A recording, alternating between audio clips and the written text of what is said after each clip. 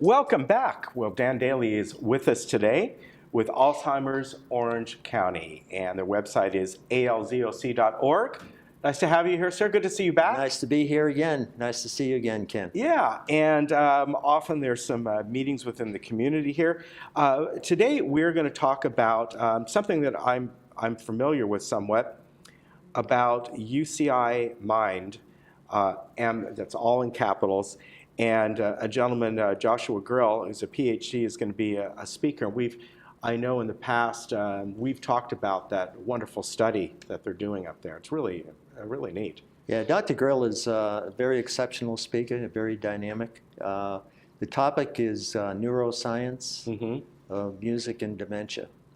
So what he's going to do is he's going to focus on the therapeutic powers of music for people with incredible, dementia. Isn't it? And also people are going to learn more about how the brain is activated during that process.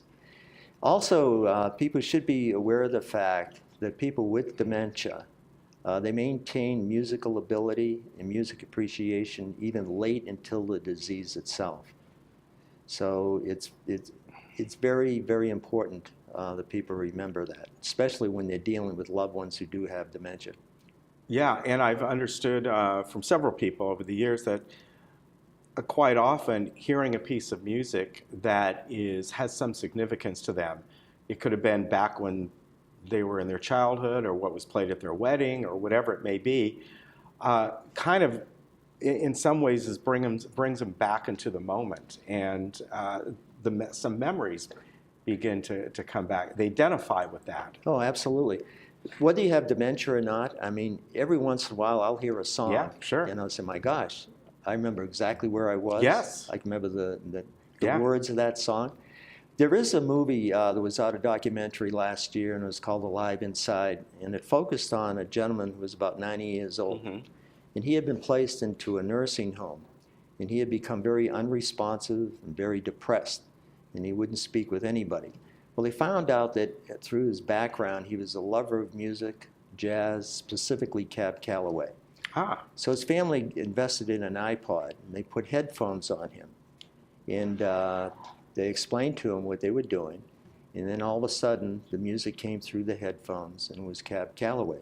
Well, this gentleman went from a posture like this to like this. His eyes opened up, and he started singing the words of the Cab Calloway song. And then he was kind of moving and grooving to the music. Wow. It was very, very dramatic to see this. And to me, personally, I could see the benefits of anybody dealing with dementia and how strongly therapeutic the powers of music can be for people like that. Yeah, and it's quite interesting. I know all the different studies and things that you've been involved in with the areas of the mind when dementia starts to set in. Quite interesting. Just yesterday, I was hearing a thing on a program called This American Life about a gentleman who had this, used to be a top physicist and all this. He couldn't look at an analog clock and tell time. Wow. And he finally broke it down in its parts, the minute hand, the second hand, and so on. And for his brain, he figured out, he goes, the problem is I see the minute hand, it's the biggest hand, that should be the most important hand, and it's not, it's the hour hand. Right. And using the part of his analytical mind that was still active, he broke it down in parts and was then, after looking at a clock for maybe 2 or 3 minutes, could figure out the time. Yeah, but it was interesting, It's fascinating. It is incredible how the mind will logically rearrange things, and anything at all to trigger the memory bank. They will do what is necessary. Yeah, exactly. And, people with dementia, it is amazing. You can ask them what they had for breakfast this morning, and they won't be able to tell you. However, something can trigger a mechanism in the brain that they can go back 30, 40 years, and they can explain vividly a particular experience that they encountered. So that is the mystery of dementia and Alzheimer's. Yeah, and I think it goes along with the way, as you said, our brain functions, that there are certain core memories that stick with you where that point in your life, that particular thing was very, very important to you, no matter what it was. And then there are other memories, like what you had for breakfast. It's like, well, this isn't an important memory to keep. So it's almost like your brain will throw it away. Yeah, rather insignificant. Yeah, exactly. I mean, it's the same way even, for us. If you said, what did you have for breakfast 2 weeks ago on Tuesday? Well, I don't know. But maybe 2 weeks ago on Tuesday, you went to see a movie that you really enjoyed. You're going to remember that part of it. Absolutely. But yeah, it's so the studies that UCI Mind is doing is just fascinating. Yeah, it is. They're world-renowned right now. We have a very close relationship with them. Again, I would say that for all those attending the club tomorrow, the meeting tomorrow, Dr. Grill will put on an excellent program, and it's going to be very stimulating. Where would the meeting be at? It's going to be at Clubhouse 3. Okay. And it'll be from 10 o'clock to noontime. Okay, so Clubhouse 3 at 10 o'clock.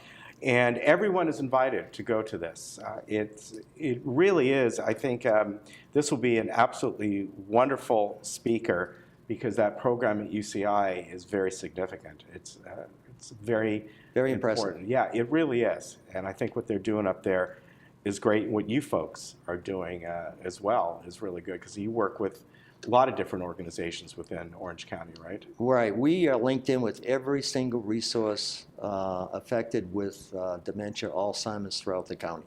Great. So everything from A to Z, we are involved with them. All right. So we're here to benefit the individuals and also the families affected by Alzheimer's dementia. All right. So again, I want to give the Alzheimer's Orange County website. It's alzoc.org.